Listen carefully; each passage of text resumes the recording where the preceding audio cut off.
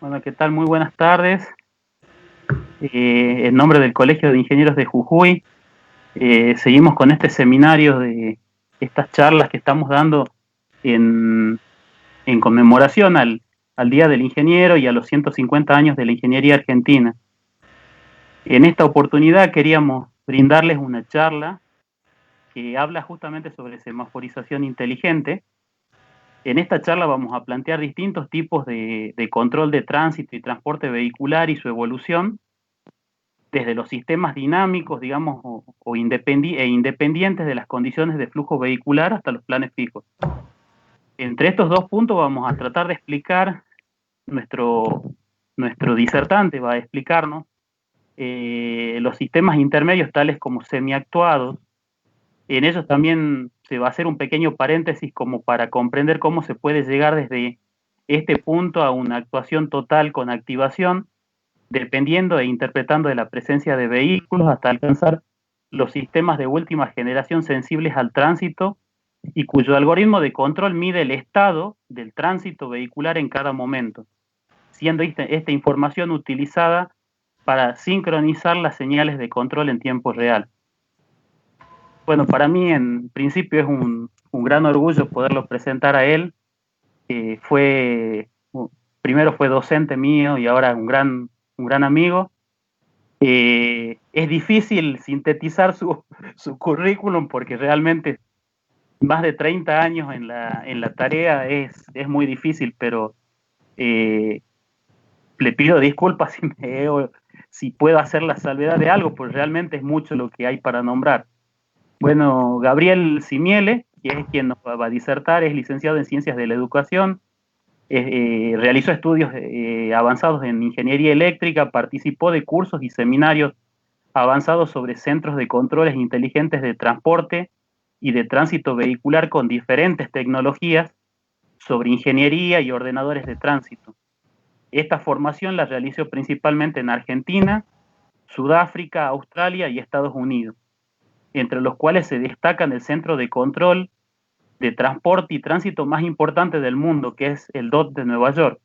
Cuenta con 30 años de experiencia en esta temática de la ingeniería de control del tránsito y del transporte.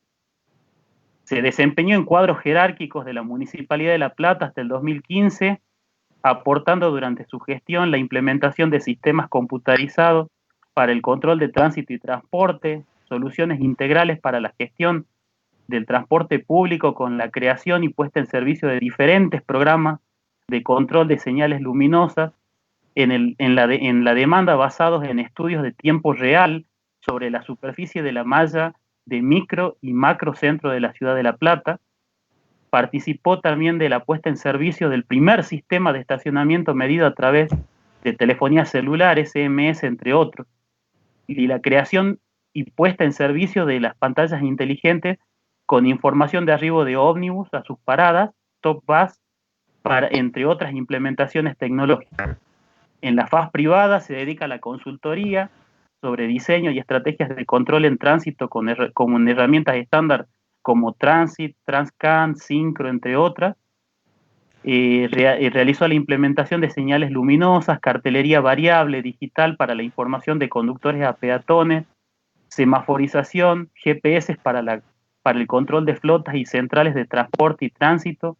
También trabajó como consultor de Plissey Telumat, elaborando proyectos y presentaciones de propuestas técnicas para diferentes licitaciones en sistemas de control de tránsito de Córdoba, Rosario, Mendoza, Buenos Aires, Misiones, en Argentina, y en la diagramación de ondas verdes en la ciudad de San Pablo, Brasil.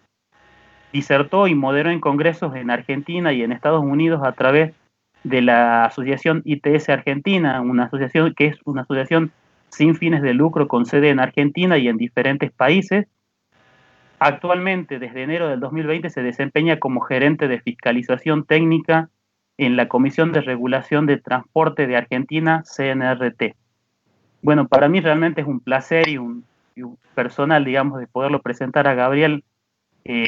Realmente es, seguramente él lo va a negar todo, pero es, creo, uno, si no es el único que más experiencia tiene en cuanto al manejo de tránsito y transporte en el país, y más desde el punto de vista tecnológico. Así que realmente es un verdadero placer para el Colegio de Ingenieros y para la Comisión de Ingenieros Eléctricos y Electrónicos poder presentarlo.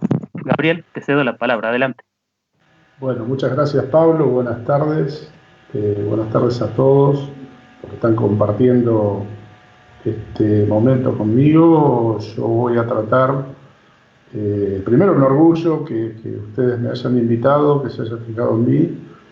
Y bueno, vamos a tratar de hacer de esto una explicación lo suficientemente docente, y digo, para que todo el mundo nos entienda cuando se habla de transporte y tránsito inteligente. En primer lugar, nosotros tenemos que basarnos en establecernos tal vez cada uno en la ciudad de origen. Digo esto porque, exceptuando que sean lugares o ciudades de menor importancia, de 60.000 habitantes, y cuando hablo de importancia digo conflictos vehicular, ¿no? Todos tenemos un andamiaje donde vamos a tener un microcentro o un micro-macrocentro, donde se establecen normalmente en las ciudades las mayores concentraciones de vehículos y de seres humanos, justamente producto de que el origen es un punto donde se desarrollan todas las actividades gubernamentales y alrededor todas las actividades privadas. Como digo yo, en forma de espiral, siempre van creciendo hacia afuera. En principio, nosotros deberíamos suponer que en nuestras ciudades tenemos, como por ejemplo allí, en Jujuy, un centro geográfico que muchas veces no coincide con el centro estratégico, digámoslo así, de mayor afluencia vehicular y peatonal, porque tiene que ver con lo que recién explicábamos. No obstante, todos estamos tratando de imaginarnos que cuando tenemos que ir a hacer trámites a esos microcentros, ya sea por razones personales o gubernamentales, el primer problema que tenemos es cómo llegar, la distancia, que a veces es corta, pero nos preocupa fundamentalmente el tiempo que nos va a originar en llegar a destino, ya sea porque conducimos un automóvil o porque a veces tenemos que también abordar un transporte público. Dentro de ese inconveniente, digámoslo así, que tenemos y que sufrimos todos, del otro lado hay mucha gente, hay profesionales, hay técnicos que están pensando cómo solucionar diariamente ese problema. Normalmente, para este tipo de cosas, se empiezan por las diferentes herramientas que en la ingeniería en tránsito tenemos para solucionar estos inconvenientes. Normalmente se habla de semaforización, y la semaforización no es ni más ni menos que una herramienta.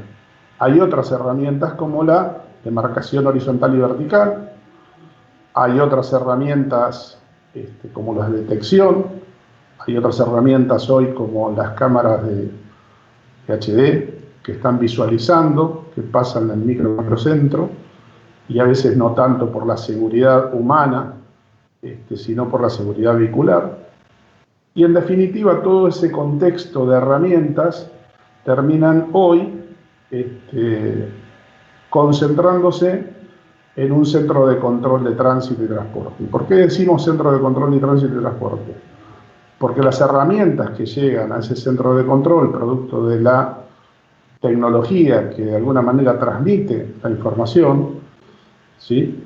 Le hace interpretar a la interfaz humana cuáles son los diferentes problemas, en este caso de saturación vehicular y o peatonal, que se originan en este tipo de centros, por denominarlos, y perdón la redundancia.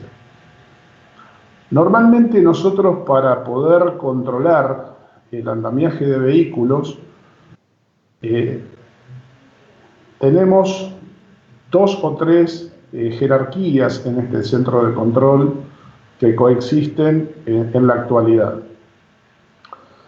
En primer lugar, supongamos que toda esa malla, que son una cantidad X de intersecciones céntricas, estarían o están todas semaforizadas. Para tal caso, nosotros contamos con 3 formas de poder suministrar una solución sobre esas herramientas que son los semáforos, complementadas, como les dije bien, con demarcación estática, que son la cartelería, inclusive acompañada hoy con tecnología de pantallas de LCD, que son informativas, y con demarcación horizontal, que es ni más ni menos que la senda peatonal. Dentro de esas 3 agrupaciones tecnológicas que nos permiten hacer todo el andamiaje y el corrillo de lo que podríamos decir es la onda verde, que todo el mundo la conoce por eso, detrás de todo esto hay cálculos. La mayoría de las ciudades comienzan con un sistema computarizado, un centro de control. Hoy no es ni más ni menos que un rack, imagínenlo, de 3 metros de alto por 1 metro de ancho, y es un gabinete que conforma diferentes hardware, tipologías de hardware, donde se alojan, bueno, normalmente el servidor. Ese servidor es capaz de sostener una base bastante grande de información, ¿sí? Y en cada intersección que hay un semáforo, hoy hay una computadora guardada en un gabinete chiquitito, que muchas veces algunos lo divisan, y se le denomina controlador de tránsito. Dentro de ese gabinete hay una computadora que nosotros le decimos dedicada, porque tiene un software especial hecho a la medida de la semaforización. Pero si ustedes lo investigan, se van a dar cuenta que tienen todos los mismos puertos y todo el mismo andamiaje que tiene una computadora, nada más que con diferentes composiciones de hardware adecuados, como decimos, a un software dedicado. Esos controladores de tránsito, esas computadoras esquineras, por diferentes medios, pueden ser físicos o hoy wireless, se conectan al centro de control, que imaginémoslo como un punto, ¿sí?, dentro de el centro geográfico de toda la malla de intersecciones que estamos hablando. Puede estar en otro lugar, pero estaría bueno imaginar que si uno transita un radio de 10 por 20 cuadras, y todo eso es el conflicto habitual, de 7 de la mañana, 8 de la mañana, 19 horas, en el medio va a haber un centro de control de tránsito dotado por ese computador central que recibe todas las informaciones de las minicomputadoras que hay en las esquinas, y una serie de personas que le van a determinar el funcionamiento en base a la recopilación de datos que ustedes van a sostener a través del andamiaje del tránsito. Hasta ahí todo es bastante sencillo, y concretamente dentro de la ingeniería en tránsito a eso se lo determina como un centro de monitoreo de semaforización aplicable al tránsito. ¿Por qué monitoreo? Porque lo que está haciendo este centro de control es administrar ni nada más ni nada menos que todos los flujos vehiculares que transitan habitualmente por todas esas intersecciones. Y acá viene un poquitito la complejidad. Cuando nosotros determinamos dentro de la tecnicatura o la ingeniería que un centro de control es o no es inteligente. Hay mucha gente que interpreta que porque ve semaforización a LED o control electrónico del tránsito ya se lo determina inteligente. Bueno, no es tan así. Si ustedes me siguen en el relato, y volviendo a repetir que toda esa malla está semaforizada de 10 por 20 cuadras, hagámosla sencillo, y en el centro hay un centro de control que recibe, ya sea por cable, a través de medios como fibra óptica, a través de medios como fueron al principio, para los que entienden, pares telefónicos, o UHF, VHF, VHS, que también se utilizó en algún momento en medios radiales, hoy en día wireless. Concretamente, el medio físico de cómo se transmite la señal y llega al centro de control no es muy importante, lo importante es que llega. Hay que determinar cómo vamos a hacer para mover toda esa malla de una manera equitativa y de que sincronicen no solamente las grandes avenidas, sino que también las transversales, tengan la mayor cantidad de fluidez y de onda verde.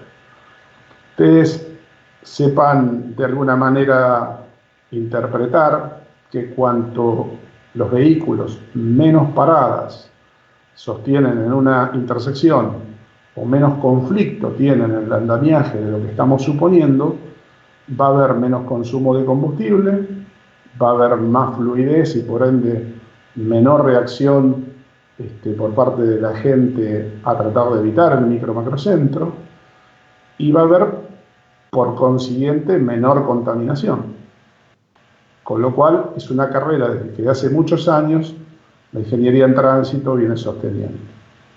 Ahora vamos a los hechos físicos. ¿Cómo funciona este sistema? Este sistema requiere, para lograr la fluidez y todas estas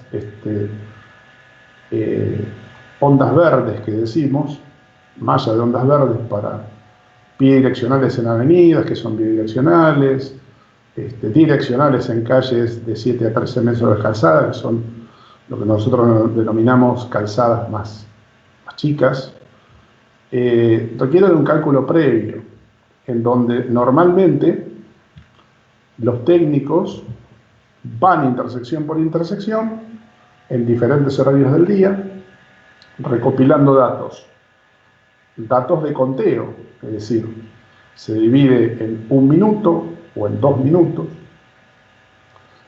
cuál es el fluido o la fluidez del tránsito. Supongamos que tenemos intersecciones de avenida con calle, de avenida con avenida, de calle con calle, ¿sí? En esas intersecciones, cualquiera sea la tipología, el técnico toma en diferentes partes del día un análisis de la cantidad de vehículos que por minuto ingresan a la intersección de todos los lugares, de todos los lados. Si es en el caso de una avenida, se mide en ambos sentidos. Si en el caso de una calle unidireccional, en esa dirección. Y todo eso nos refleja un panorama de cómo esa intersección o esas intersecciones van funcionando minuto a minuto con qué cantidad de vehículos. También se cuentan los peatones, que no hay que dejarlos de lado. O sea, en este caso, siempre sepan que la prioridad del paso la tiene el peatón, ¿sí? Con lo cual tenemos que también hacer un estudio de volúmenes de peatones para ver qué pasa en esta contienda. Llegado el momento, con todos esos datos recopilados, con interfaz humana, con seres humanos que hacen ese conteo, hay algoritmos de computación donde hoy se cargan todos esos datos y de alguna manera nos obtienen una base que nos va a dar la determinación de vehículos que, sumados en pelotón, nos va a permitir armar las ondas verdes, lo que determinamos nosotros como onda verde, ¿sí? Que es la fluidez. Cuanto mejor hagamos el cálculo y cuanto mejor nos impongamos por horas o por fracciones de días hacer esta perspectiva y poderla volcar a la calle, mejor va a ser de alguna manera la interpretación que va a tener el tránsito vehicular y por ende el peatón.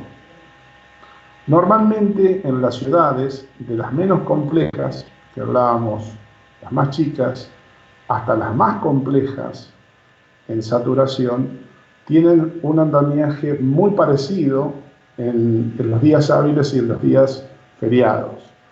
Es decir, que nosotros podríamos decir que en situación normal, exceptuando que no haya vacaciones de invierno o vacaciones de verano, el andamiaje normal de toda la semana, para un lunes, para un martes, para un miércoles, para un jueves, para un viernes, para un sábado, para un domingo, va a ser muy similar. Entonces aquí aparece lo que nosotros determinamos centrales de monitoreo de tiempo fijo. ¿Por qué le decimos tiempo fijo? Porque eso que hemos calculado para un lunes va a ser todos los lunes igual. Normalmente pueden cambiar 3 o 4 programas al día, ajustando cómo se va moviendo el tránsito y de alguna manera utilizando el paradigma de ir detrás de lo que normalmente los conductores y los peatones hacen. Eso es lo que inicialmente se hace. Creo que es imaginable que si todos esos computadores esquineros tienen la programación que estamos de alguna manera calculando para cada caso y además les calculamos los desplazamientos que tienen que tener las caídas de las verdes para que el sincronismo sea el adecuado, nosotros podemos también regular la velocidad de esa onda verde, ¿verdad? Si yo de alguna manera voy tardando en segundos un desplazamiento, en inglés se llama offset,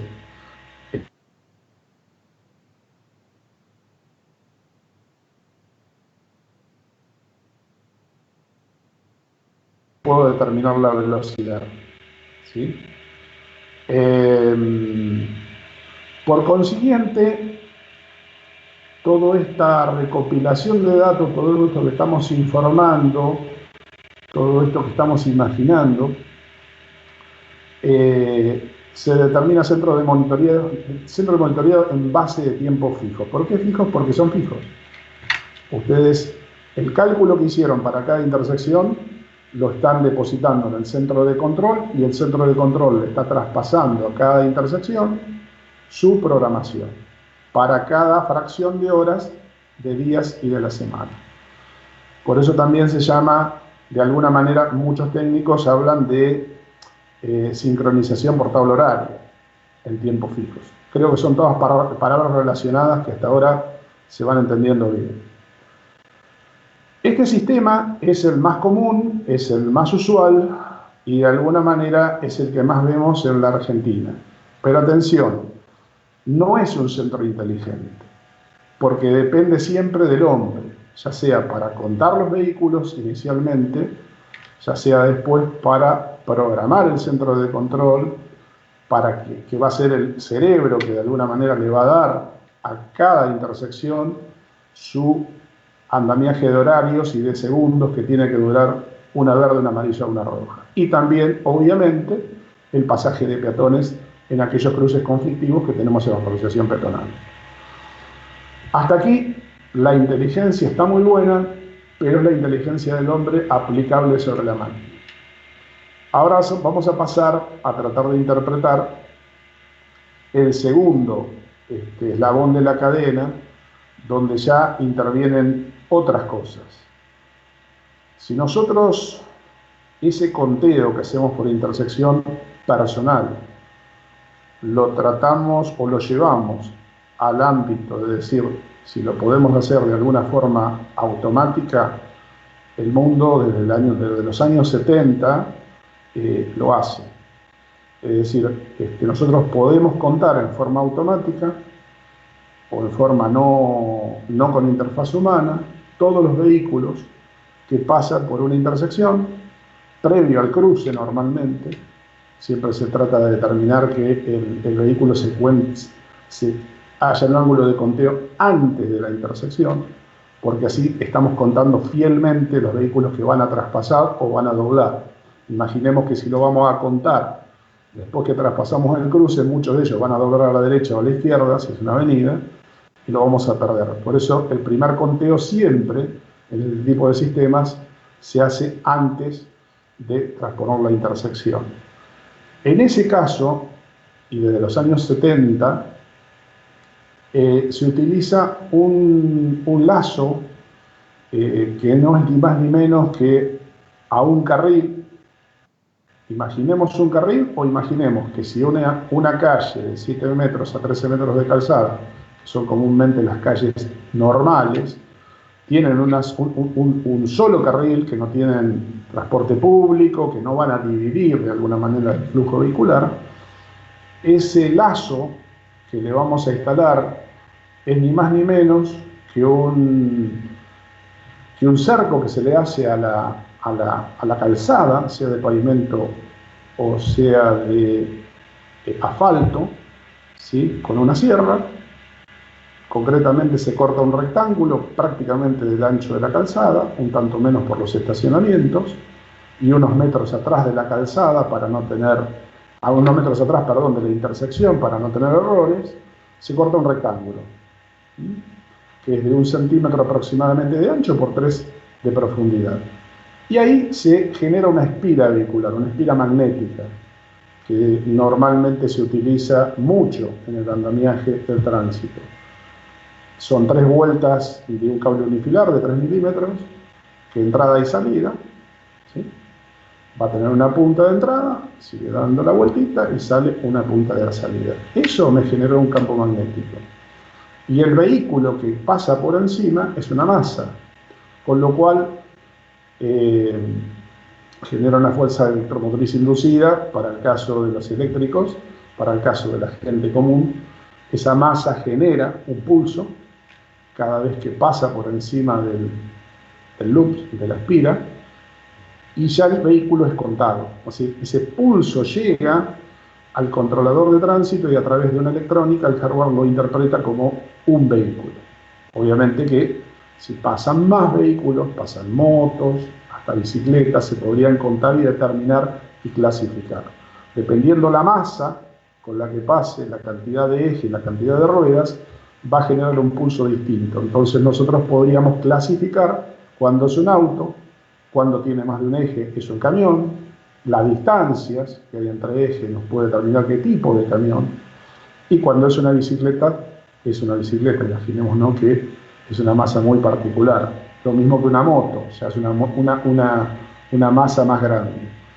Con esa clasificación nosotros en el controlador de tránsito ya estamos contando vehículos y clasificando qué tipo de vehículo está pasando sobre ese loop, sobre esa espira. Hoy en día, ese tipo de detección se hace por cámaras.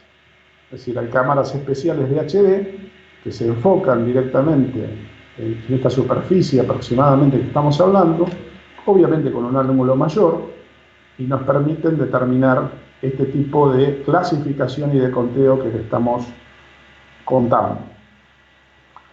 A partir del controlador de tránsito esquinero, imaginemos que por minuto todos los vehículos que van a pasar y clasificarse llegan al centro de control, es decir, el controlador de tránsito esquinero de cada semáforo, que maneja el semáforo de esa intersección, ¿sí?, le traslada toda la información al centro de control. En el centro de control ya no está contando un ser humano, está recibiendo conteos automáticos, ¿sí? Entonces, a través de esos conteos automáticos, que antes los generaba un hombre para tiempo fijo, hoy lo sigue generando, en este caso, una interfaz no humana, sino magnética, estamos teniendo los mismos datos, pero más perfeccionados, porque los tenemos en todo minuto, en todo segundo y sin prueba de error. Es decir, que hemos mejorado la calidad de conteo, hemos mejorado la clasificación y seguramente el loop no se va a distraer como a veces nos distraemos nosotros cuando contamos tránsito. Ya ahí hemos mejorado el conteo y vamos a tener una base de datos no solamente más firme, sino que además nos va a permitir sacar cuentas más exactas. ¿Para qué? Para determinar también cada intersección, cuál va a ser el tiempo, cuál va a ser el ciclo, y ahora vamos a decir que es el ciclo, que esa intersección semafórica va a tener, y de esa manera va a ser el andamiaje del onda verde. Hasta aquí hay una particularidad que no se las conté y que hay que tener en cuenta. Cada intersección semafórica, desde que se pone verde el movimiento vehicular 1, supongamos una calle con calle, ¿sí? Se pone verde la que nosotros estamos circulando, pega toda una vuelta de verde, amarillo, rojo, sale la verde transversal. Una vez que termina la verde transversal, vuelve a iniciarse la verde 1. Desde que la verde 1 se inicia y pega toda la vueltita y vuelve a salir la verde 1, nosotros a ese tiempo total lo denominamos ciclo de una intersección. Ese ciclo tiene que ser unánime e igual en todas las intersecciones de la malla que estamos tratando de sincronizar y de la que estamos hablando. Imaginémonos que si fuera un ciclo de 100 segundos, que normalmente es 80 segundos para las ciudades más clásicas, 100 cuando la saturación es un poquitito más exhaustiva, y 120 con ciudades como Buenos Aires que mueven un flujo vehicular bastante extremo. Si una intersección tuviera 100, la otra tuviera 120 en el ciclo total, sería muy poco probable que nosotros podamos desplazar un anda verde, porque imaginemos que una intersección va a andar más rápido que la otra, ¿sí? Por eso es importante que mantengamos que los ciclos de la intersección sean siempre los mismos. Basándonos en lo que recién les estábamos explicando, que era la obtención de información a través de espiras magnéticas o de cámaras especialmente preparadas para el conteo vehicular, nosotros creamos una base de datos, siempre creamos una base de datos para cada intersección y para cada horario. Supongamos una intersección tipo, le creamos de tal hora a tal hora un margen de ciclo con los diferentes tiempos. Pasada esa hora, porque por ahí dejó de ser el horario que todos viajan y saturan para un lado, se tranquiliza, hacemos un ciclo mejor repartido en la intersección y más corto. Cuando viene horas de la tarde, que normalmente pasan en todas las ciudades, que tienen 3 componentes siempre, a la mañana temprano vamos todos para un lado, ingresamos a la ciudad, a medio ciclo del día nos movemos en forma pareja, y a la tarde-noche salimos de los centros, ¿correcto? Entonces ahí provocamos que tengamos 3 fases diferentes durante el día, con 3 programaciones diferentes. Después, pasada la medianoche, hasta las 6 de la mañana, tenemos otra diferente, que normalmente es muy baja, entonces tratamos de agilizar, por razones de seguridad, que el semáforo gire y tenga tiempos más cortos, así agiliza, y las paradas son menos riesgosas, teniendo en cuenta también la seguridad de estar parado de noche y altas horas de la noche. En este último caso, cuando recibimos ya la información de espiras, como habíamos dicho, ya no de interfaz humana, nosotros podemos dotar al centro de control de que no seamos nosotros los que determinemos, ¿sí?, estas tablas horarias prefijadas. Es decir, nosotros podríamos determinar que para esas franjas, que yo voy hablando de 3/4 programas al día, a la mañana entramos, al mediodía nos neutralizamos, a la tarde salimos del microcentro, a la noche nos tranquilizamos un poco más, lo mismo que los fines de semana, que tienen una configuración bastante peculiar y muy diferente a la semana. Nosotros podríamos decir que ya, si tengo la posibilidad de que me están llegando datos permanentemente, porque hay instalados detectores que nos cuentan los vehículos permanentemente, yo podría ajustar y podría tener mayor cantidad de programas creados en la base de datos del disco rígido, ¿sí?, para determinar y ajustar más justo, mejor, esas franjas horarias. En este caso particular, el primer centro que no tenía esta atribución, que era absolutamente contar a vehículos por interfaz humana, nosotros lo manejamos, como bien dije, con una tabla horaria que va cambiando todo eso. De la misma manera que hay un reloj de tiempo real en el celular, hay un reloj de tiempo real en cada intersección, hoy dotado de GPS, que se pone automáticamente en hora permanentemente, lo mismo que el centro de control, con lo cual el horario es exacto y nunca se determina un corrimiento del horario. Pero hay de aquí que ese primer sistema, por no dotar conteos a través de espiras, o a través de medios, como los que estamos explicando, depende siempre de la interfaz humana.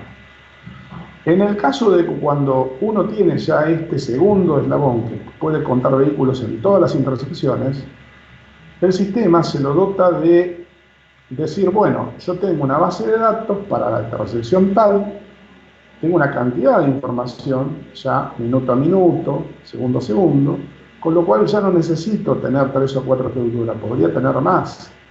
Entonces el sistema se lo activa y se dice que responda de alguna manera en función a la demanda del tránsito. Y ya como no hay seres humanos contando y tenemos, valga la redundancia, toda una serie de información minuto a minuto, el sistema es capaz de seleccionar cuál es el mejor plan de todos los pregrabados automáticamente en la base de datos y de alguna manera alargarlo en cada intersección cada tanto X minutos que ustedes se lo van a disponer. Supongamos 15 minutos. De cada 15 minutos ajuste medianamente las variables de tránsito. A ese tipo de sistema, que ya es el intermedio, que ya no es el primitivo, que habíamos dicho que era todo de interfaz humana, se lo denomina selección de plan en tiempo real. Mucha gente confunde y dice, bueno, esto es tiempo real verdadero. No, tiempo real verdadero es una selección de planes prefijados, que llegan de todos los detectores y se arman a través del hombre en la base de datos del disco rígido, y el sistema elige, por lo que recopiló, el mejor plan. Y de alguna manera, en todas las intersecciones lo ajusta. Ustedes no se van a dar cuenta, porque seguramente a veces los ajustes son mínimos, pero sí se van a dar cuenta si llegara a haber algún tipo de accidente y donde dejan de pasar los vehículos en algunas intersecciones. En ese caso, si tenemos una actividad como esta, el hecho de que no pasen vehículos le da al centro de control y a la interfaz humana, que sí está visualizando eso, que hay que activar algún plan de emergencia para redistribuir al tránsito de manera equitativa en las intersecciones adyacentes y no saturar las colas. Cuanto mayor cantidad de detección tengamos en las intersecciones, es decir, si nosotros podríamos detectar en todas esas intersecciones que estamos en el imaginario suponiendo, nosotros no tendríamos tanto inconveniente cuando se produce un accidente o cuando se produce un corte, que muchas veces por diferentes actividades en las capitales, ya diría de Argentina y del mundo, a veces se producen. Corte por marchas, corte por manifestaciones, en donde hay que abocar mucho inspector de interfaz humana, digamos, inspector de tránsito para poder nivelar ese tránsito vehicular, ese desmanejo que se produce, ¿sí? Con este tipo de sistemas lo podríamos ajustar semiautomáticamente. Este tipo de centro de control, el número 2 que hemos explicado, ya tiene dotado una inteligencia y sí es un sistema de tránsito inteligente. ¿Por qué? Porque ya balancea entre la interfaz humana la decisión de funcionar solo, autónomo en una parte y no, tan autónomo en la decisión final que la termina tomando un humano. Ahora vamos a tratar de profundizar un poco más y vamos a ir al tercer circuito. El tercer circuito que hay, el más moderno y el que se utiliza en 20, 30, 40 ciudades importantes y no tan importantes en cuanto a fama en el mundo, es el verdadero sistema de tiempo real y absolutamente inteligente, donde prácticamente el ser humano lo único que hace es supervisar que todo esté funcionando bien, pero no toma ninguna decisión. Es decir, aquí se produce una combinación de hechos. Ya aparecen más detectores vehiculares, es decir, que no solamente contamos vehículos antecediendo la intersección, sino que también contamos vehículos transponiendo la intersección. Dividimos los carriles en cantidad, supongamos avenidas que van 3 carriles para acá, 3 carriles para allá. Muy bien, se pone un detector o se grafica un detector por cada carril. En el caso de utilizar cámaras HD, hoy una sola cámara puede gestar la detección por cada carril. No es necesario poner 3 espiras, ¿sí? Este, y ya estamos midiendo el que antecede al cruce, o sea, antes de transponerlo, el que dobla, porque dobló, va a ser contado, porque hay uno también, y bien doblamos otro sensor, y va a haber otro sensor transponiendo el cruce. Y además va a haber una división de carriles. Es decir, podría haber un carril que a la izquierda es una flecha, que está en rojo, y el resto tiene verde, entonces ese carril va a tener una autonomía respecto a los otros dos, con lo cual hay que contarlo en forma diferente. Y el sistema tiene que saber que de alguna manera ese trabaja en forma independiente. Y ahí es donde nosotros llegamos a decir, si en una intersección podemos contar todos los casos de qué hacen los vehículos y qué dejan de hacer, ¿sí? Y toda esa información local va al controlador de tránsito y a través de él va al centro de control, el centro de control estaría dotado de tomar determinaciones prácticamente iguales que las del ser humano. Es decir, ¿por qué? Porque puede visualizar todos los casos y todos los inconvenientes y todas las configuraciones que pueda tener la intersección. Por ende, la cantidad de vehículos por carril, por minuto, etcétera, etcétera. ¿Qué pasa en estos casos? En estos casos el centro de control ya tiene un software con un algoritmo especial que circula por el mundo. Hay, para los entendidos, algunos que están en la materia habrán escuchado hablar de SCUT o de SCAT. Son programas muy famosos, ¿sí? Determinados por las empresas más importantes que tuvo el mundo en este sentido de materia. Y estos sistemas funcionan totalmente automatizados a través del software. ¿Qué hace la computadora central? Recopila todos los datos de todas las intersecciones, de todos los carriles, de todas las configuraciones antes y después de haber traspuesto la intersección, ¿sí? Arma, digamos, el algoritmo, un pensamiento virtual, digámoslo virtual porque no es un humano, y cada 5 minutos, ¿sí? De alguna manera va a transmitir, va a crear el ciclo y va a transmitir los tiempos que contó antecediendo los 5 minutos anteriores. Es decir, que permanentemente va a ir ajustando el tránsito en función a la demanda y en forma automática, sin ningún tipo de intervención humana. Solamente va a haber una interfaz humana si hubiere algún problema, porque alguna alarma suena, que por razones eventuales, que muchas veces suceden, podría dejar de funcionar algo. El sistema es absolutamente confiable, pero ustedes saben que siempre puede alterar algo. Llamémosle un corte de energía eléctrica en determinados lugares, llamémosle una falla mínima en alguno de los sistemas, y si eso pasara, de alguna manera el sistema en forma automática se va a basar en un problema de emergencia en bases de tiempo fijo. Posiblemente se desincronice, pero no va a dejar de funcionar en ningún ámbito. O sea, siempre nos va a dar una solución del rojo, amarillo y verde. Bueno, hasta acá ustedes verán que es una explicación muy somera. Tratamos de hacerlo lo más didáctica. Lamentablemente, por razones de tecnología, hoy nos impidió poder ver alguna filmina, que esto hubiera sido un poquitito más didáctico, que esa era la idea. Pido disculpas a todos los que están escuchándonos, pero lamentablemente no fue un problema mío, sino que no nos permitió el sistema.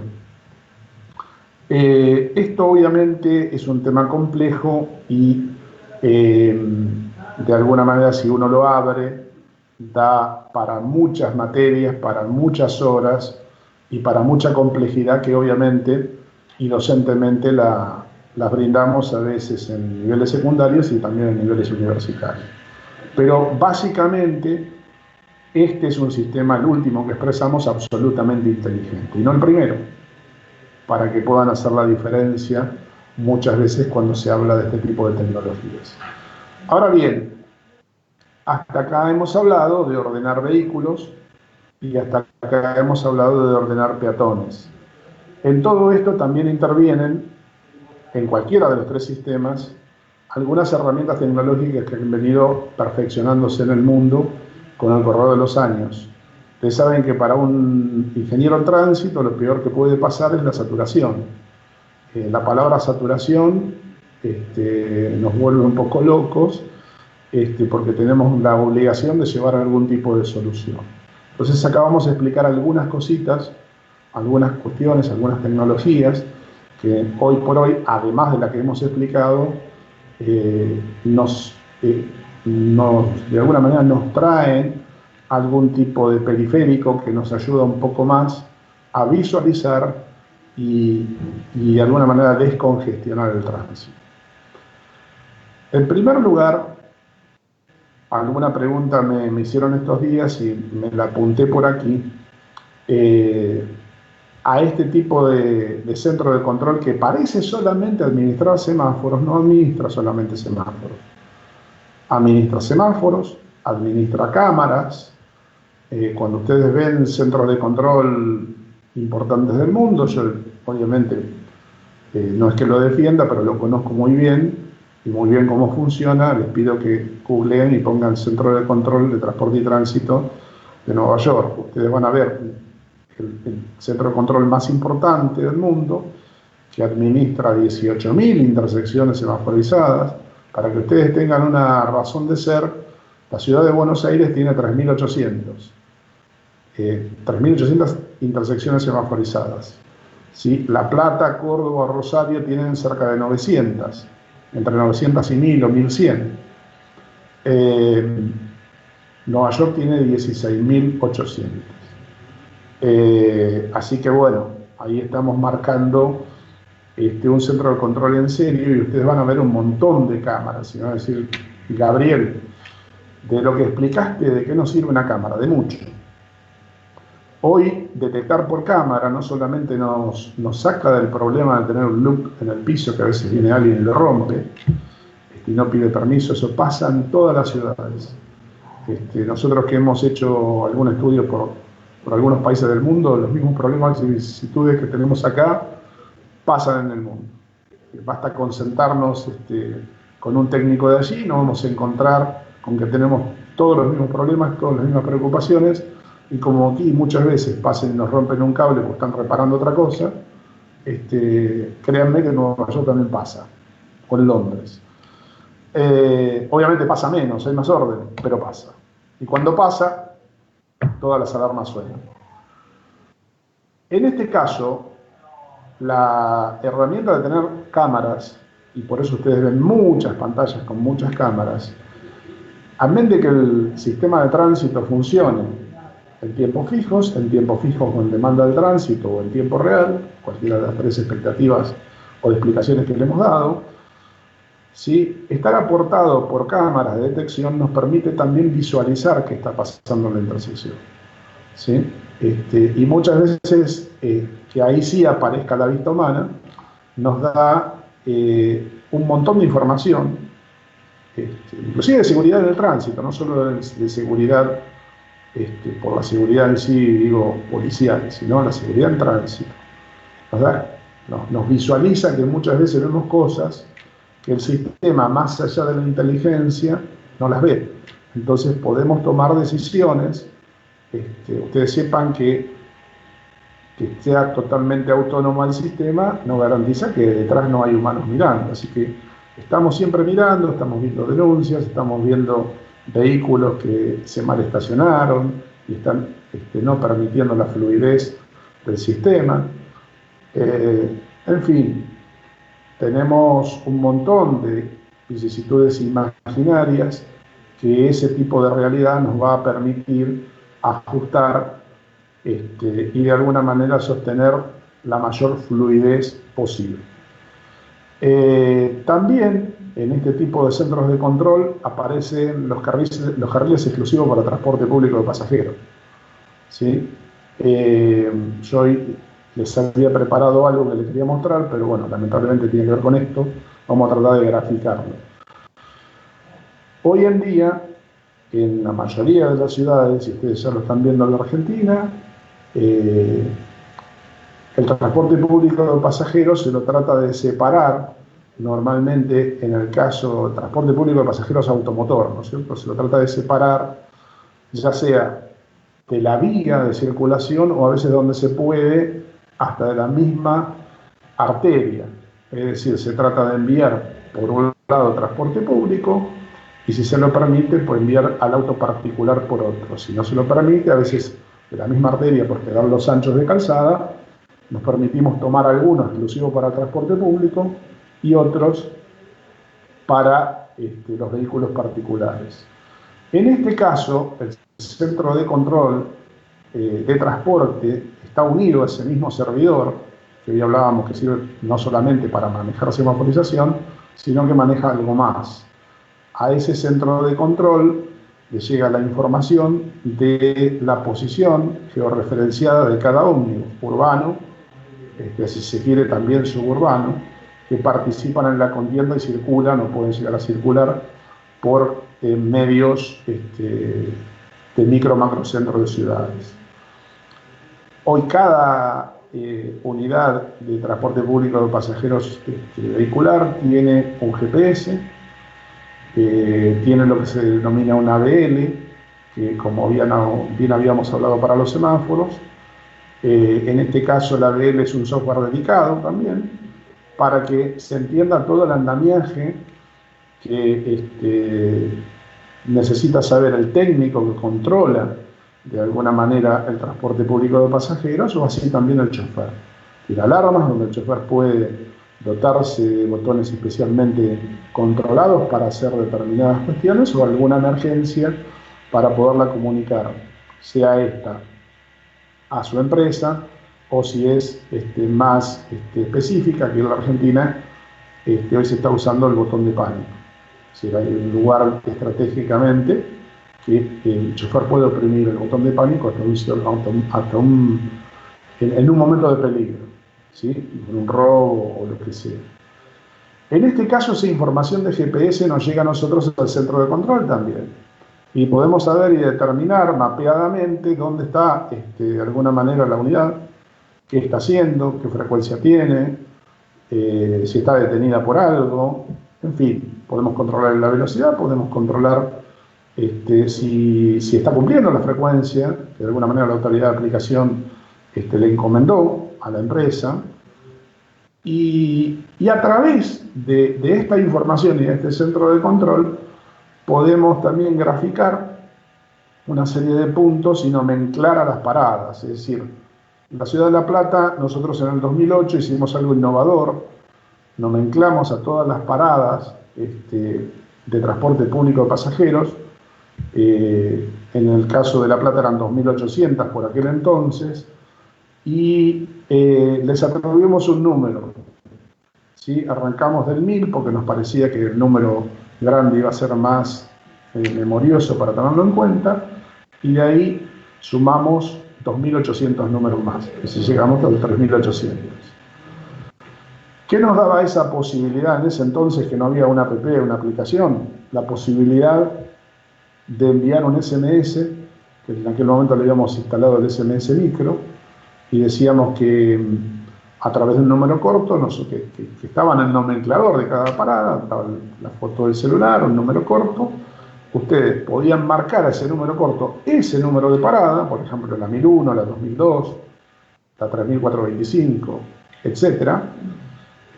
Y automáticamente, dentro de los 10 segundos, en su celular iba a llegar una grilla de los 5 ómnibus más próximos a esa parada con una exactitud matemática. 3 minutos 15, 2 minutos 50. Obviamente le iba a dar la grilla y le iba a dar el tipo de ómnibus, la empresa, la bandera, en fin, el recorrido que ustedes por ahí estaban esperando. Entonces, bien uno podía estar dentro de la vivienda o del edificio sabiendo en cuántos minutos tenía que bajar o ir a la parada. Muy, muy consultado, porque entonces nosotros tomamos en tan solo 3 meses de instalación y no terminado el sistema, teníamos 300.000 consultas mensuales, lo cual era un número que nos saturó y tuvimos que hacer algunas modificaciones porque no pensábamos que ese desarrollo iba a llegar tan pronto a la gente y iba a ser tan usado. Hoy ese tipo de sistema, obviamente, imagínense que funciona con una app.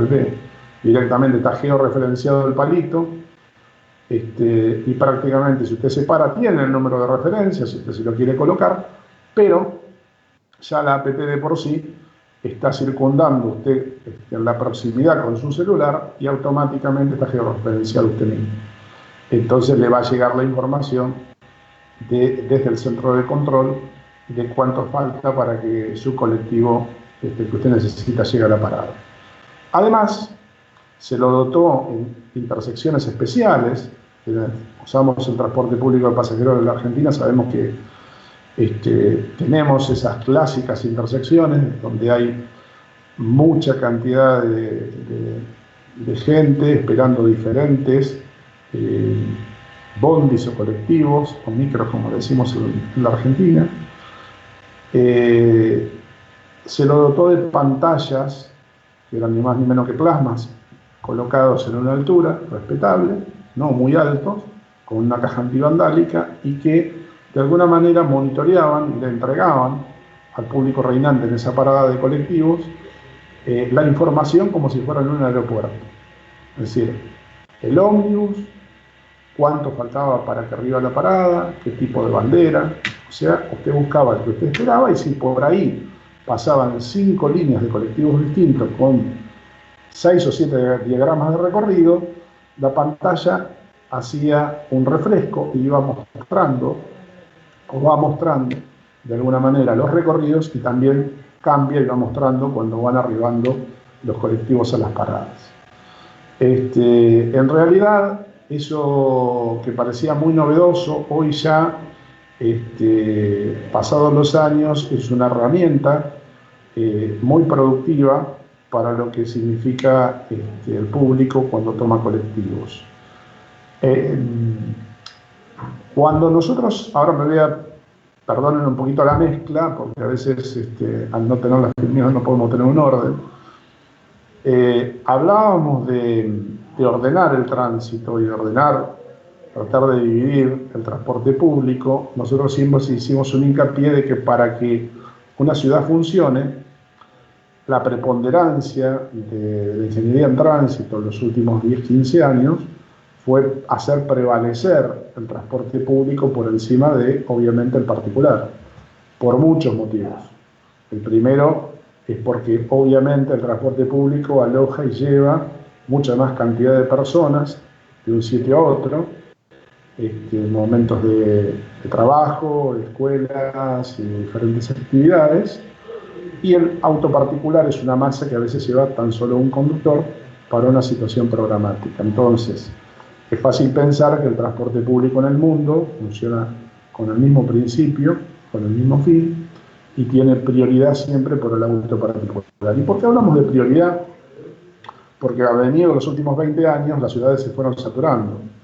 Es decir, ustedes saben que en un determinado horario del día, normalmente, y funcionando todo normal, sin teniendo cortes, sin ninguna anomalía, muchas veces el sistema se satura. Y cuando se satura, evidentemente, hay que empezar a buscar, como se dice, o la ley del más fuerte, que a veces reina por encima de todos nosotros, o la ley del orden, que es lo que los ingenieros tenemos que tratar de hacer en el momento oportuno cuando esto pasa.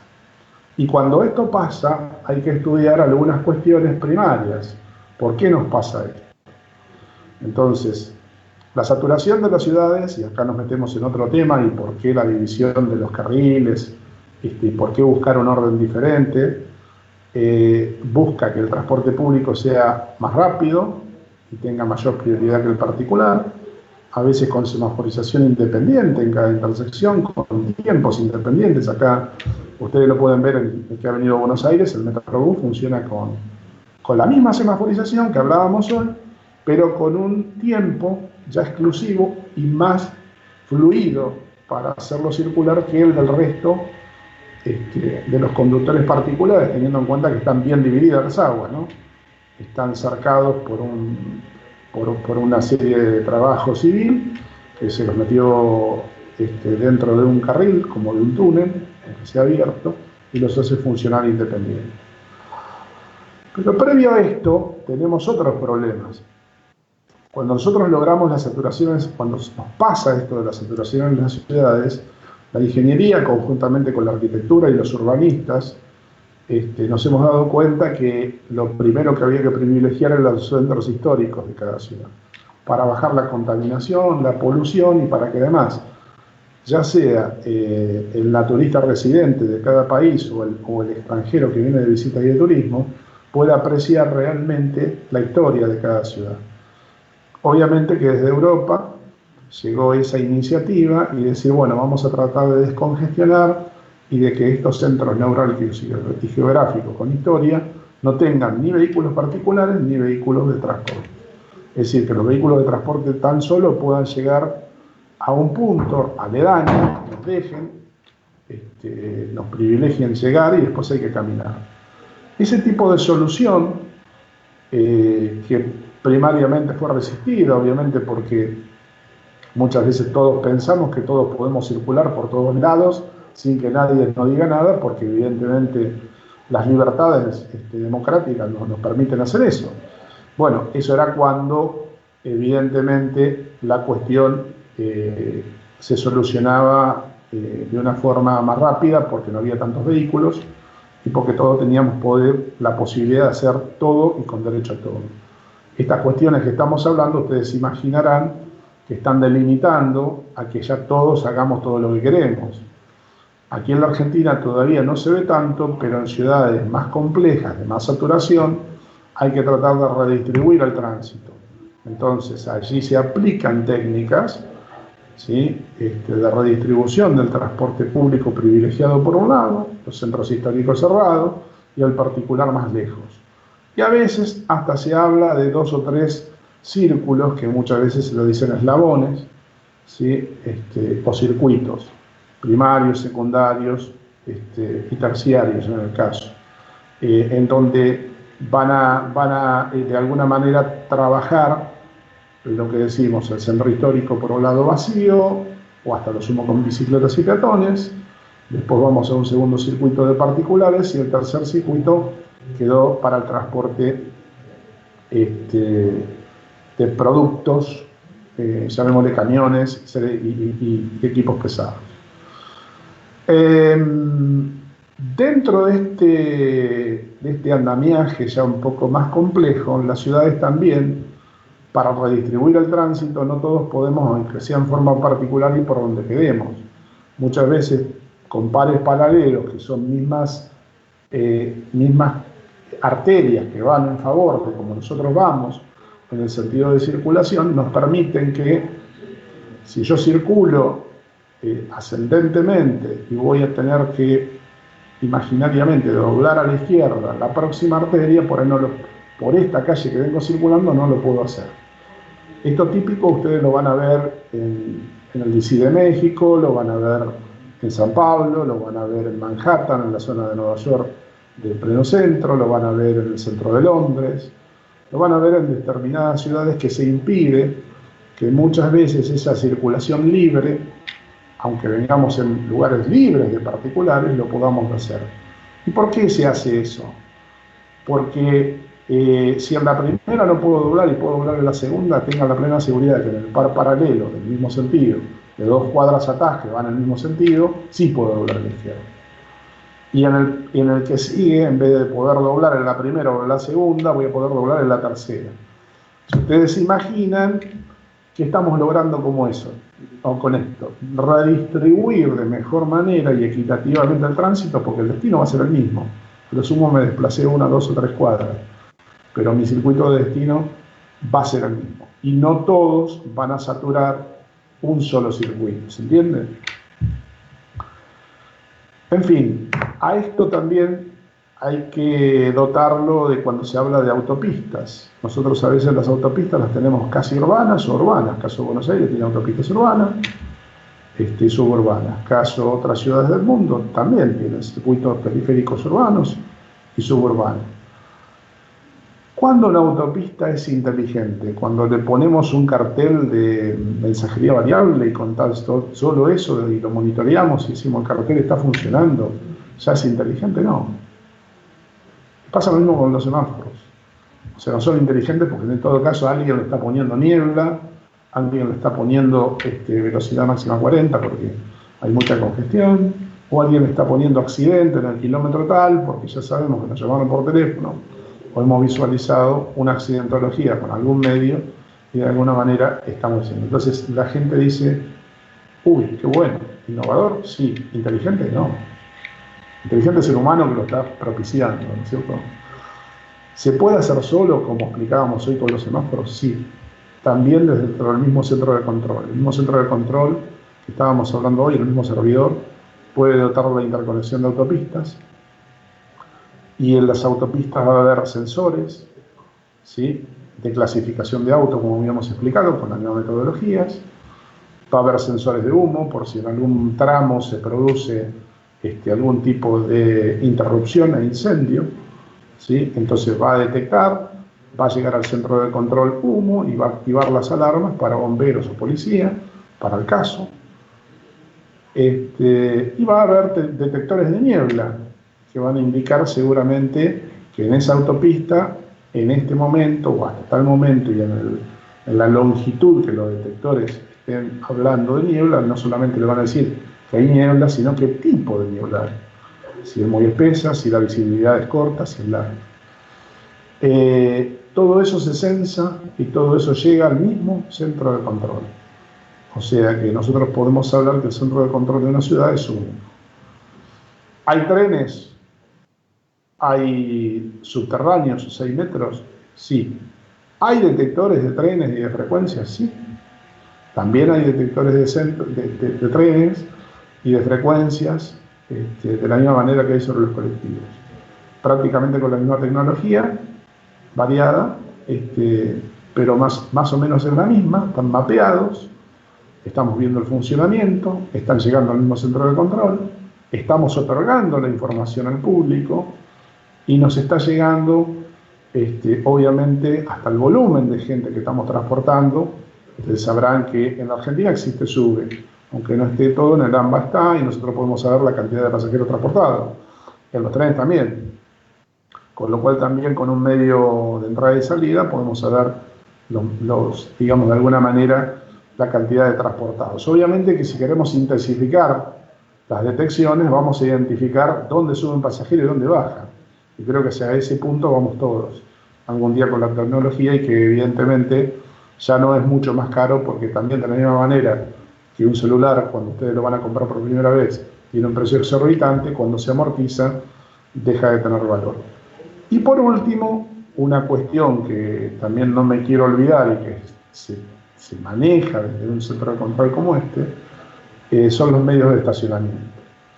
O sea, hoy digamos, una persona que sale, pongámosle, en su vehículo particular y quiere llegar a un destino donde está permitido el estacionamiento en las calzadas, al costado de la calle, o en estacionamientos privados pero municipales, puede saber, mapeando con su GPS del auto, por transmisión del centro de control, cuáles son los lugares que están vacíos y cuáles son los lugares que están ocupados. Es decir que no es difícil. Hoy, desde cuando se puso, y por allí se puso en la Argentina, allí en mi ciudad natal, La Plata, el primer sistema de estacionamiento que lo operó aquella la Municipalidad de La Plata, también por un sistema de GPS, hoy a través de una app. En aquel momento no se determinaba el espacio, solamente se sabía que tal patente activada con tal celular estaba estacionado en un lugar. Hoy, con una app, directamente estamos estacionando, estamos diciendo en qué box estamos estacionando, y el centro de control sabe qué dominio, qué patente está estacionada físicamente en ese lugar y está mapeado. O sea que hasta un posible robo o un posible antecedente, después de poder decir, necesito tener de alguna manera una base de datos que me permita saber cuáles son las arterias que más estacionan o los lugares que más estacionan, nosotros vamos a tener ese dato, y hasta vamos a tener el dato de quién más estaciona y quién menos estaciona dentro de la grilla. Espero que se entienda. Lo mismo pasa con un estacionamiento público-privado, como decimos muchas veces, que no deja de ser, no es en la calzada propiamente dicha, sino que es un estacionamiento privado, pero que es de la municipalidad de cada región o de la alcaldía, dependiendo de cómo se lo llame, ¿sí? Y está sumado a ese sistema de estacionamiento. Es decir, que ese dato, este control, esa activación, este sistema de tránsito, también llega al centro de control, con lo cual ustedes pueden ver que todo lo que hemos de alguna manera explicado básicamente en este punto, en esta disertación, que ahora vamos a tratar de que entren algunas preguntas, pues ahora es un monólogo, todo llega a un centro de control y todo es administrado por la ingeniería en tránsito. Simplemente, antes de terminar, me encantaría profundizar con muchos de estos temas, pero bueno, el tiempo y la comprensión humana dice que nosotros solamente en un rato nos pueden prestar atención, pasado un rato ya se van a aburrir, eso lo sé como docente de años. Simplemente les quiero transmitir que todos esos cálculos previos de los que hablábamos al principio, ¿sí? Se hacen y se tratan de alguna manera, cuando tenemos la posibilidad de decir vamos a crear tal o cual calle o autopista con determinados andamiajes de circulación, a veces hasta las curvas están pensadas y por qué están en ese lugar, ¿sí? Tal es así que por allí hay alguna cuestión que estaría bueno dejar en claro acá, todos en particular. ¿Para qué sirve una semaforización? Para prevenir accidentes, negativo. Una semaforización es una herramienta para controlar flujos vehiculares, o sea, como lo expresamos hoy. Colocar un semáforo para determinar que no haya más accidentes en una situación de ruta, en el medio de la nada, es un disparate.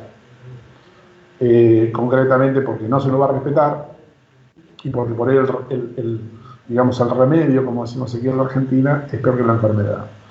Es decir, primitivamente, y grabémonos esto, una semaforización, una intersección semaforizada es simplemente un administrador de flujos vehiculares, no un dotador de seguridad para que no haya accidentes.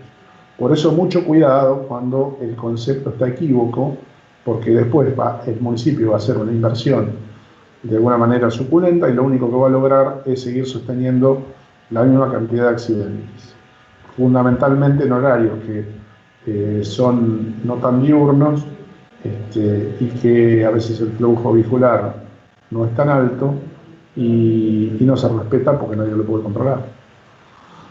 Entonces, la herramienta más formalizada o la mejor herramienta que hay para este caso es la dotación de inspectores, ¿sí? Que controlen y que eduquen. Siempre hay que educar antes de sancionar, eso es primario en nuestra materia, y tratar de reencauzar el tránsito de la manera tal de que no se provoquen esos accidentes.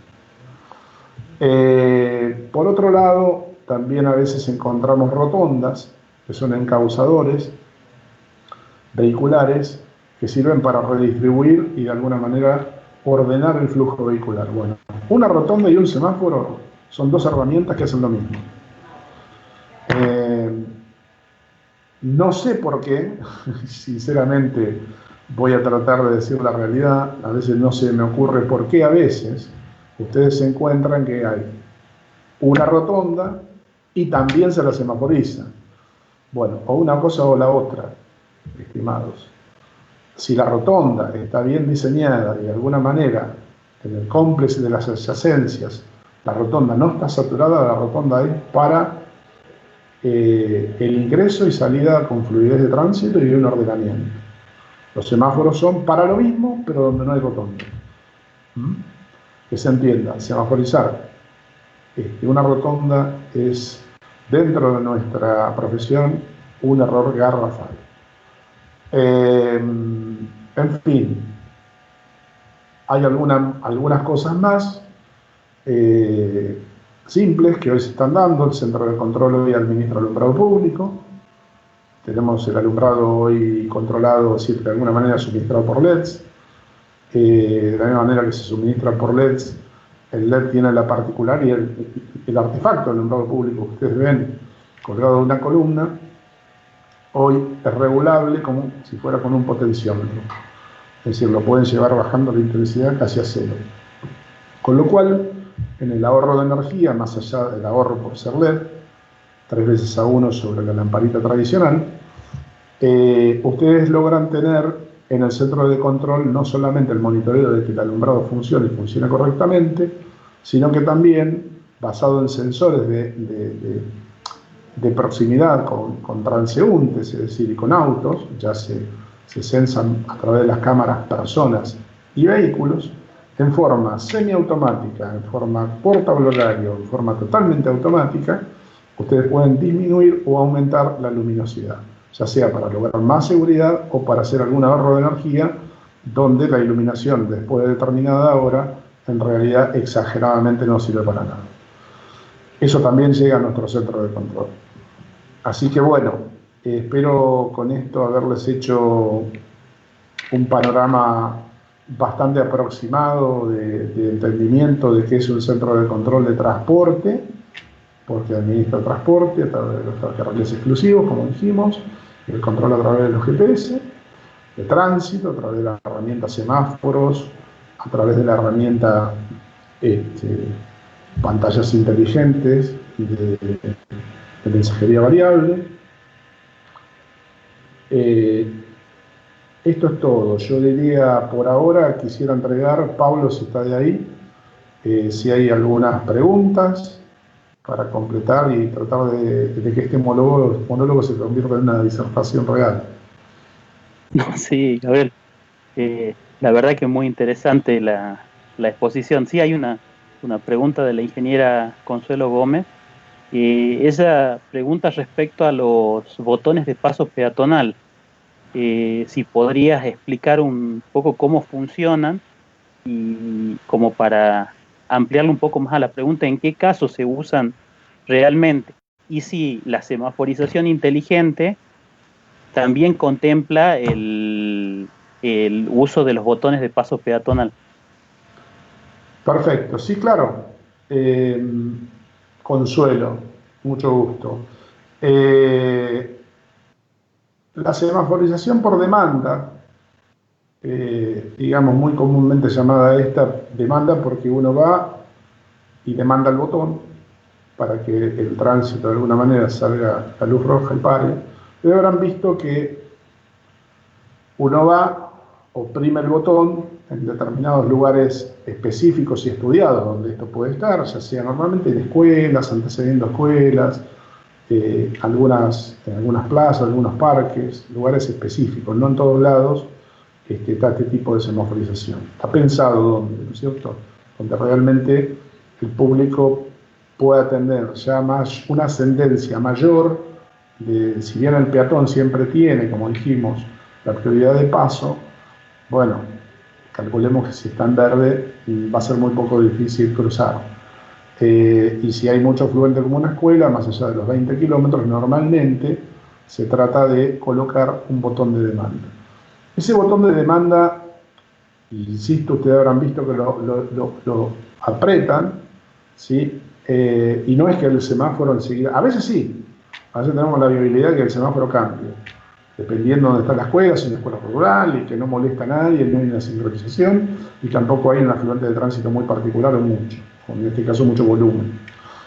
Pero si se trata de ciudades donde hay una cierta cantidad de flujo vehicular y hay una onda verde y justo está supeditado que hay una escuela, como dijimos algunos de los ejemplos anteriores, cuando uno ingresa la demanda va a tener que esperar que el ángulo de coordinación, de desplazamiento de la onda verde de semáforos que está llevando y administrando un pelotón en velocidad, transponga ese periodo de tiempo para recién cambiar. Entonces usted me dirá, bueno, pero va a cambiar junto con el resto del semáforo. No, va a cambiar antes, pero va a cambiar en el momento que no perturbe y que de alguna manera, por seguridad, no se vaya a colocar en amarillo y en rojo y esté parando una línea de circulación, supongamos que sea una avenida, a 60 kilómetros de la velocidad permitida con un pelotón muy importante de autos, porque eso puede determinar que no solamente conflictúe el tránsito hacia atrás y descoordine los semáforos, sino que además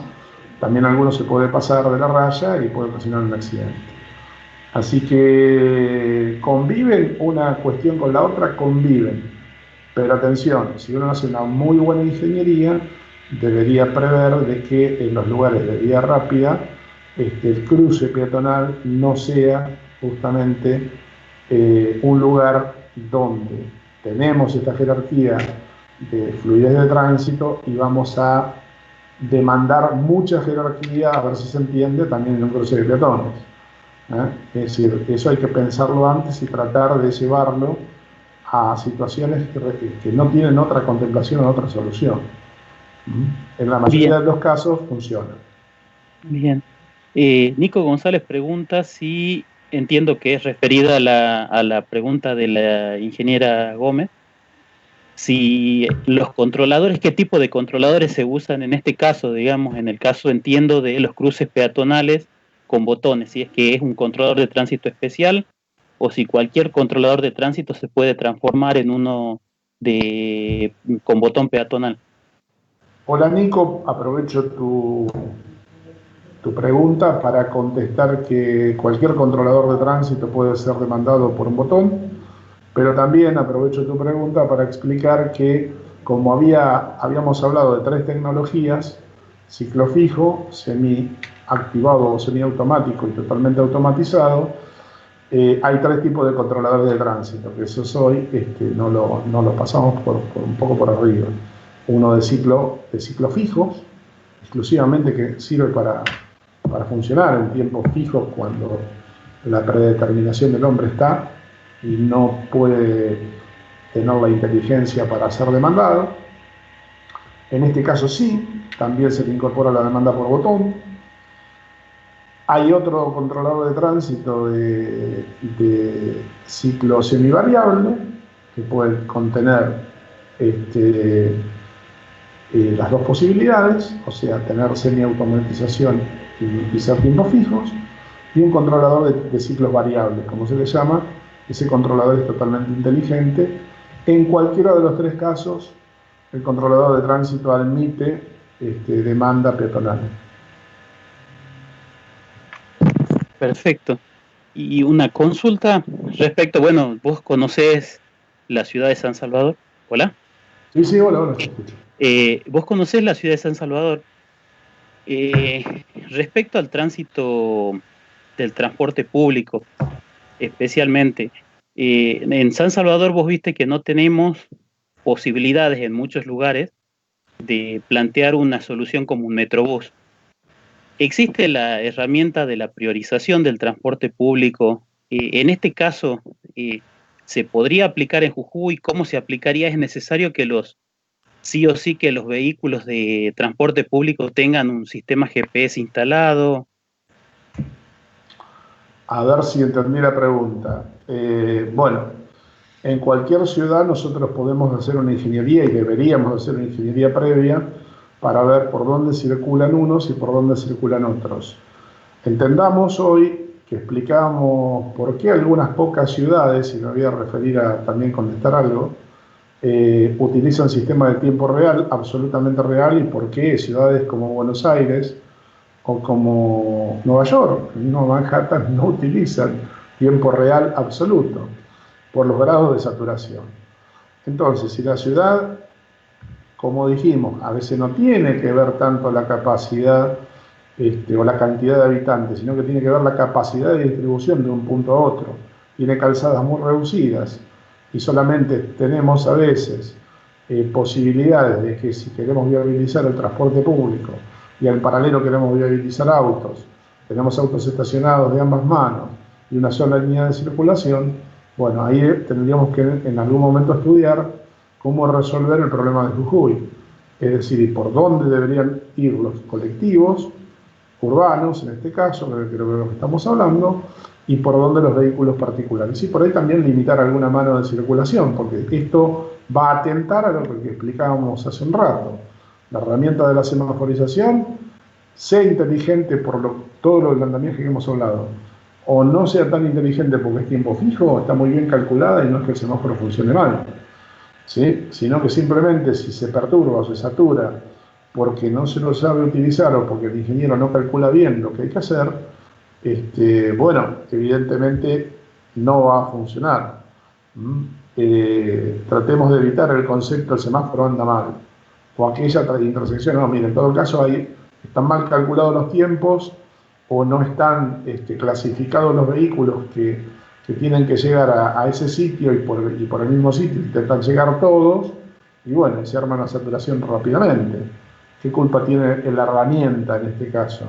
Y no es cuestión de darle más tiempo, porque si nosotros le damos más tiempo a uno, como siempre decimos, le vamos a restar tiempo al otro. Imagínense que siempre hablamos que todos los ciclos tienen que ser uniformes en todas las intersecciones. Así que, volviendo a lo tuyo, te diría que, sin ninguna duda y conociendo Jujuy, se podría hacer una ingeniería para determinar los recorridos fluidos en los lugares de mayor interés, privilegiando el transporte público y liberándolo en algunos horarios, la franja de tiempo de saturación, no necesariamente tiene que ser todo el día, del vehículo particular. Bien, el ingeniero Contreras nos pregunta respecto a una faceta de seguridad de los controladores, que es respecto a la detección de lámparas quemadas, si la semaforización inteligente contempla este tipo de controladores, contempla estas situaciones también. Sí, ingeniero Contreras, buenas tardes. Cuando en una intersección semaforizada, sea de la estirpe que sea y de las tecnologías que hemos explicado, todas, hoy en día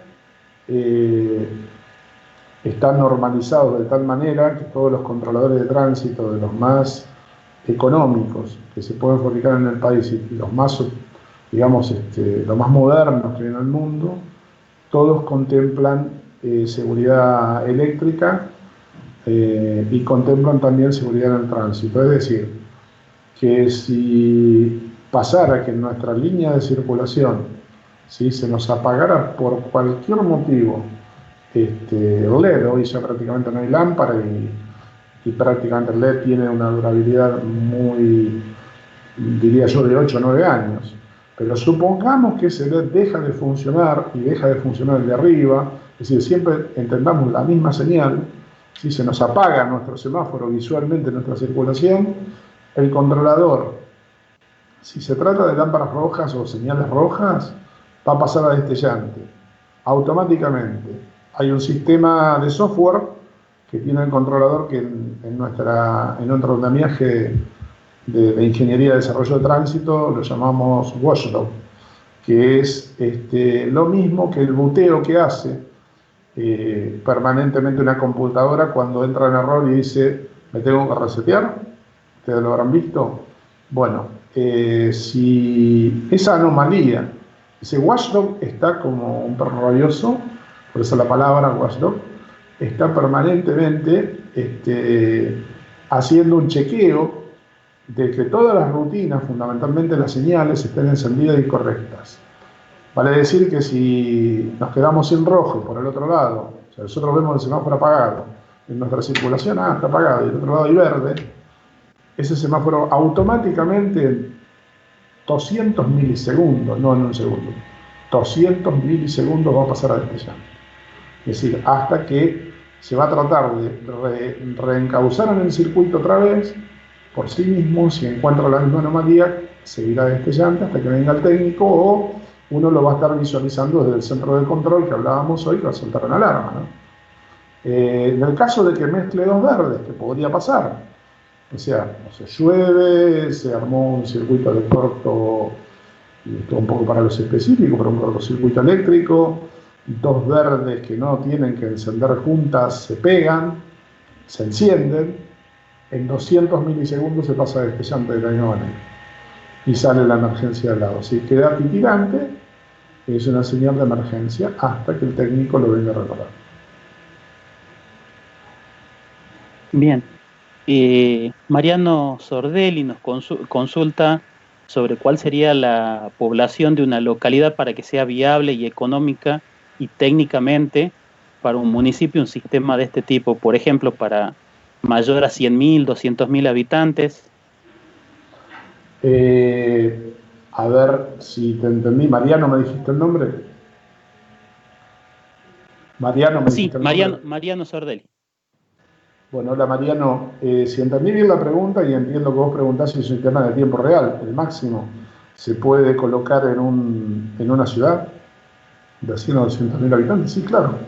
Cuanto más ordenada y menos saturación vehicular en estos centros geográficos de saturación contenga la ciudad, mejor te va a funcionar el sistema de tiempo real. Recuerdo que si hay una ingeniería que no sea tan exhaustiva y previa para evitar la saturación vehicular, no está antecediendo a un sistema de tiempo real, es imposible que se pueda implementar porque siempre se habla de que es una recopilación de datos en respuesta al tránsito. Siempre, si el tránsito está saturado, el sistema de tiempo real autónomo, y bueno, se tendría que poner todo destellante y decir, hasta que no se ordenen, yo no puedo ordenar. Recuerden que un semáforo tiene límites, o sea, tiene un límite de una cantidad de tiempo recomendable y una mayor cantidad de tiempo. Entonces, si la ciudad, digamos, representa no tener una saturación, desde luego vamos, es mucho más fácil tener un sistema de tiempo real, aunque parezcan mentiras, antagónicos, digamos. Ciudades saturadas, mayor cantidad de flujo vehicular y cero solución. Nueva York, Manhattan, pleno centro, no podemos poner un centro de control de tiempo real porque no funciona. Una ciudad que no tenga ese tipo de problemas, no llegue a ese tipo de picos, como la que también llega a Buenos Aires, podemos poner un sistema de tiempo real. Bien, Leonor, entiendo, pregunta respecto a si en las grandes ciudades como Nueva York, por ejemplo, ¿qué rangos de ciclos semafóricos se suelen considerar aceptables? Si un ciclo de 120 segundos muchas veces resulta excesivo. Sí, Nueva York no utiliza 120 segundos, utiliza una franja de 80 y 100 segundos. Ustedes me dirán por qué Buenos Aires utiliza 120. Bueno, las configuraciones de las ciudades son un tanto diferentes y el orden previo a todo esto que explicábamos hoy, de redistribución del tránsito, está mucho más trabajado en Nueva York que en Capital Federal. Es decir, no todos vamos por donde queremos y doblamos donde queremos. Cada vez tenemos más restricciones y el hecho de que cada vez podamos a la malla irla alimentando, doblando no todos en el mismo lugar, sino para ir al mismo lugar, doblando, digamos, como pensábamos hoy, en esquinas adyacentes, pero por los mismos pares paralelos y llegando al mismo lugar, de alguna manera vamos a lograr una redistribución de completar mayormente la malla redistributivamente y no saturar en el mismo lugar. Entonces, eso le permite a Nueva York funcionar en 100 segundos, que es el ciclo de utilización diario, ¿sí? Y en 80 en forma nocturna. O sea, para comparar en la Argentina, quienes están en esos parámetros, es La Plata, por su situación geográfica, que todas las calles, pueden llegar de norte a sur o de este a oeste y viceversa. Entonces prácticamente tenemos las calles muy bien planificadas y eso nos permite tener ciclos más cortos. Le falta obviamente a La Plata hacer un poco de la ingeniería que estamos hablando, redistribuir mejor el tránsito. Pero en una ciudad como Nueva York, insisto, el máximo es 100 y comparativamente, ¿por qué en Buenos Aires es 120? Pues Buenos Aires, por su complejidad y su dibujo, imagínenlo, bastante complejo, ¿sí? Lamentablemente muchas veces una arteria que nos une un barrio con otro es única para el transporte público y para los vehículos. Entonces, por las cortadas no tenemos otra forma de que aumentar el ciclo. No sé si quedó satisfecha la pregunta. Bien.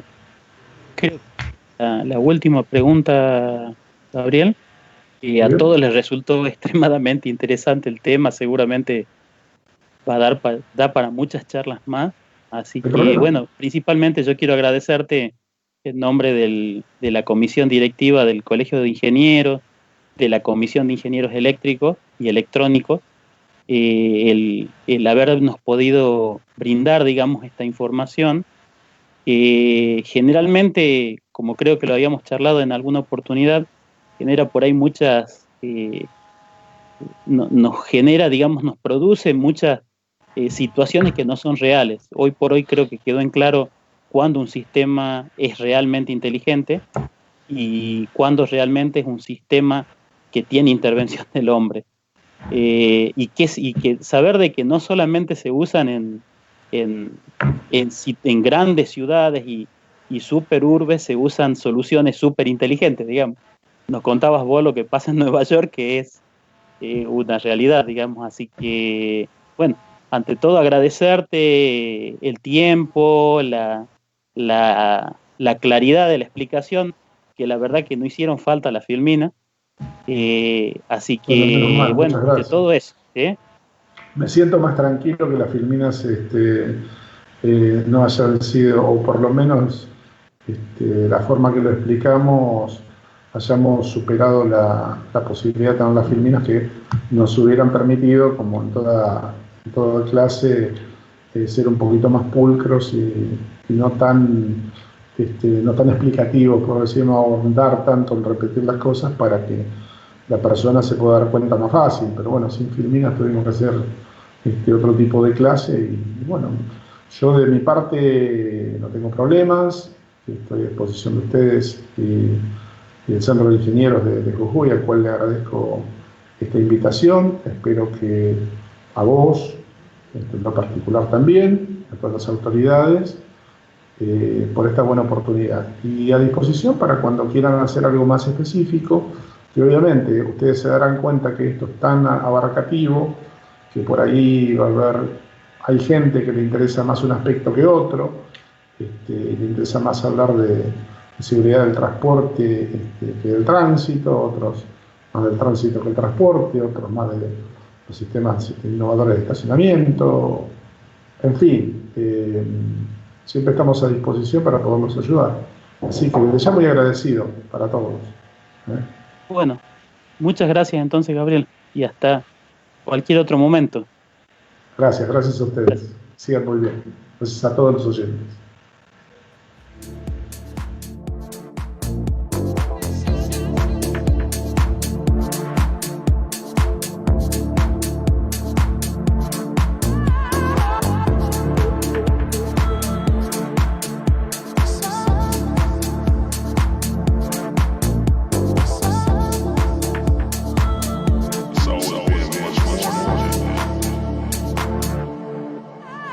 So